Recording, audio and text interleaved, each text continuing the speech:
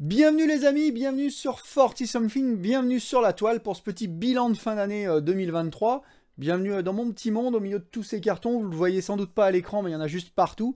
Et ouais, je déménage, c'est la raison pour laquelle courant novembre j'étais un petit peu sur la face cachée de la lune. J'étais un peu aux abonnés absents et je m'en excuse, mais j'ai réussi à tourner à la va-vite tout un tas de petites émissions pour vous faire ce petit bilan.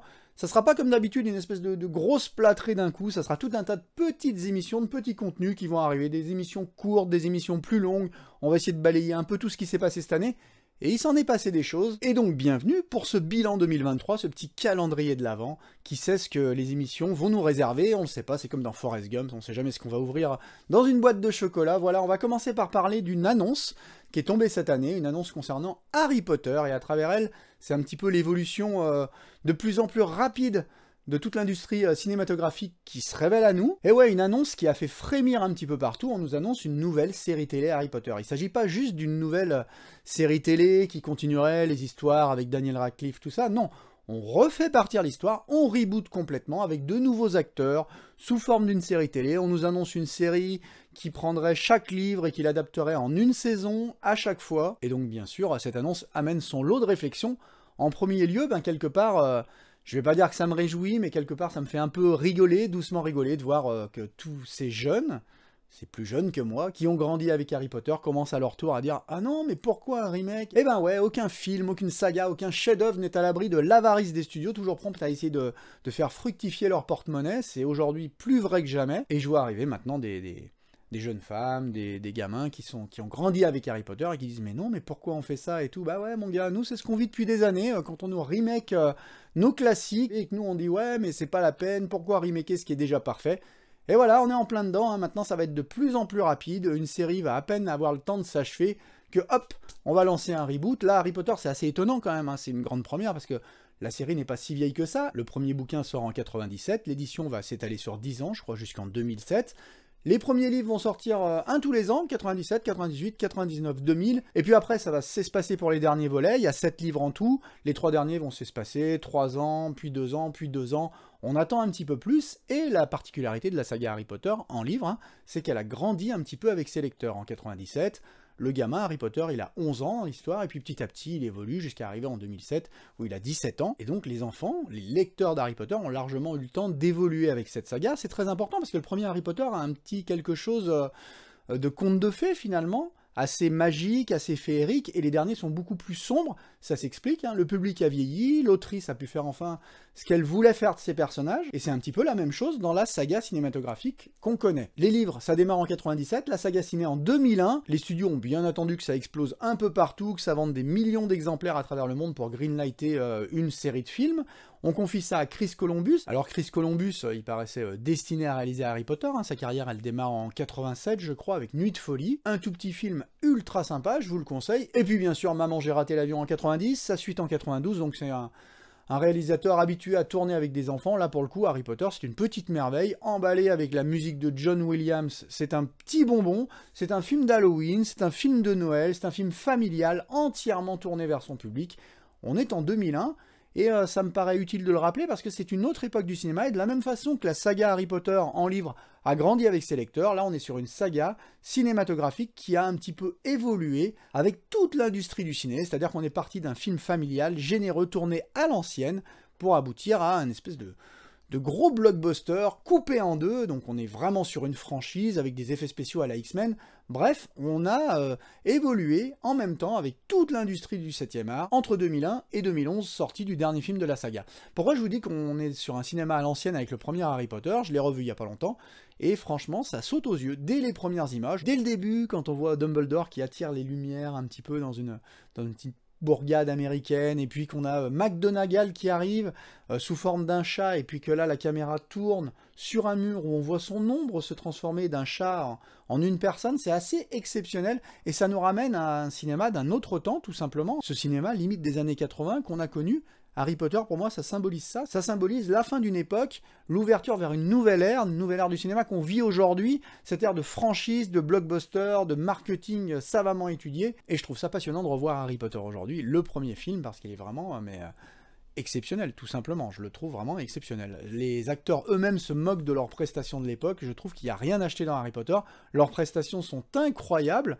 Quand on voit leur âge, les acteurs devaient avoir une douzaine d'années, quelque chose comme ça, parce que les personnages ont 11 ans, et franchement, ça le fait. Daniel Radcliffe, Emma Watson, Rupert Grint, tous les acteurs sont au diapason, ça sonne bien, les gamins jouent très bien entre eux, on sent qu'il se passe quelque chose, même si eux, ils disent qu'ils étaient un petit peu perdus sur ce tournage, ça se sent pas du tout, il y a une espèce de fraîcheur, un petit peu d'atmosphère enfantine qui passe très bien, je comprends que le film ait eu ce succès-là. Moi, pour le coup, Harry Potter, je l'ai découvert en salle à l'époque, et j'étais sans doute déjà trop vieux pour ça, parce que ça m'a jamais fasciné, je trouve ça plus intéressant aujourd'hui, avec le recul, qu'à l'époque même, où je m'étais arrêté même d'aller les voir en salle à partir du 5e volume, pour les rattraper après directement en DVD. Mais quand on le voit, ce film, bah c'est génial, il y a des effets spéciaux un petit peu à l'ancienne, c'est le début de l'infographie, il y a des choses qui seraient aujourd'hui à refaire, c'est ce qu'avait fait Lucas pour sa Guerre des Étoiles, et qui lui a permis de toujours moderniser un petit peu, au moins visuellement, ces films pour qu'ils restent d'actualité aujourd'hui. Le Harry Potter, quand on le voit en toute honnêteté, 2001, c'est déjà une autre ère des effets spéciaux, parce que quand vous voyez la partie de Quidditch, il y a quand même certains plans qui font un petit peu mal aux yeux,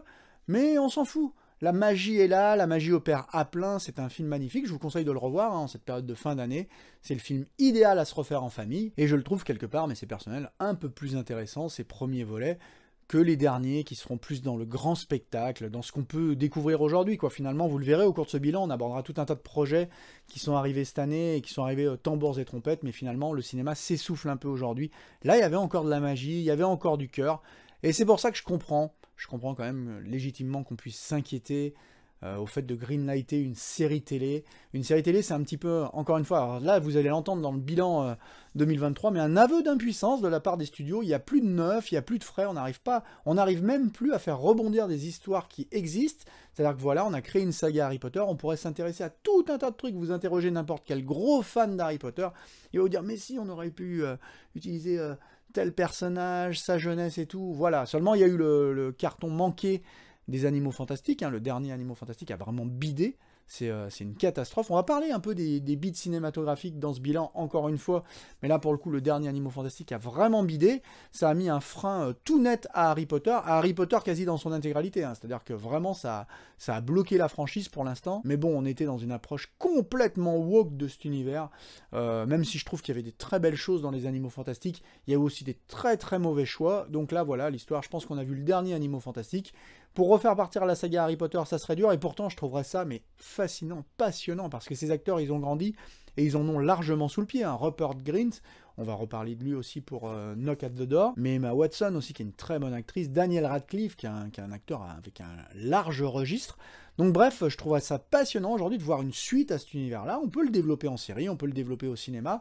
Moi j'achète, hein, parce que des personnages comme ça qui auraient vieilli, qui seraient dans d'autres réflexions existentielles, on va dire, d'autres défis, ben je trouverais ça vraiment chouette, non? Au lieu de ça, on nous promet une série télé, une nouvelle série télé. Alors là, faut s'attendre à des annonces de casting qui vont un petit peu faire frémir. Est-ce que le projet ira jusqu'au bout? J'en sais foutre rien, je suis pas Nostradamus, mais pour le coup, j'aimais quand même des doutes, parce qu'il y a eu un peu une fronde d'un coup, mais quelque part ça va vite aujourd'hui, le cinéma, la série télé, ça va très très vite, le public change très vite aussi, et franchement aujourd'hui on peut se dire qu'une série Harry Potter est promise au succès. Rien que le fait qu'on en parle, on va en parler, il va y avoir des annonces de casting, il va y avoir des réalisateurs qui vont être annoncés, tout ça. Voilà. Après, je trouve que de toute façon, on est sur un cahier des charges très très lourd, parce que l'univers cinématographique qui a été créé, il y a des costumes, il y a des visuels, des choses qu'on n'oublie pas. Et si on veut faire une série télé, et ça sera un petit peu ma conclusion à cette petite émission, on va être obligé de respecter certains codes. Les emblèmes des maisons, les costumes, les robes, les personnages, un petit peu la façon dont ils sont représentés, on va pouvoir essayer de faire bouger un petit peu les lignes, mais dans un cadre quand même très restreint. Si on ne veut pas perdre le public d'origine, on sera obligé de respecter un peu tout ça. Est-ce que ça vaut le coup de faire une nouvelle série? Je sais pas. Surtout qu'on nous promet une saison, un livre, donc on peut se dire qu'il y a des choses, et ma compagne, qui est une grande fan d'Harry Potter, sa religion c'est Harry Potter et le Seigneur des Anneaux, me le répète en permanence, il y a des choses qui ont été oubliées dans les romans. Voilà, ça sera l'occasion, c'est là-dessus qu'on justifie toute l'existence de cette série, de toute façon, c'est de se dire, voilà, bah, au moins, on pourra respecter l'intégralité des romans, essayer d'évoquer tout ce qui n'a pas été évoqué dans les films. Pourquoi pas. Voilà, et on va s'arrêter là. C'était une petite émission histoire de lancer un petit peu ce bilan. Ça me fait très très plaisir de revenir, très plaisir de vous revoir. N'hésitez pas comme d'habitude à laisser un petit pouce Si l'émission vous a plu, n'hésitez pas dans les commentaires à me dire ce que vous en pensez, vous, de cette annonce. Est-ce que ça vous intéresse, cet univers d'Harry Potter? Est-ce qu'une série télé, vous seriez partant ou pas? Est-ce que vous trouvez ça débile? Je vous rappelle quand même que le dernier volet d'Harry Potter, Harry et les Reliques de la Mort, partie 2, c'était en 2011, hein, donc il y a une douzaine d'années. Est-ce que c'est un peu tôt pour rebooter cet univers? Oui, je pense que c'est un peu tôt. Voilà, on reparle de tout ça et de plein d'autres choses très bientôt, très prochainement. D'ici là, comme d'habitude, profitez de tout, éclatez-vous. Nous, on se retrouve demain ou après-demain, je sais pas, et je vous dis à la prochaine donc, sur cette même chaîne. Ciao!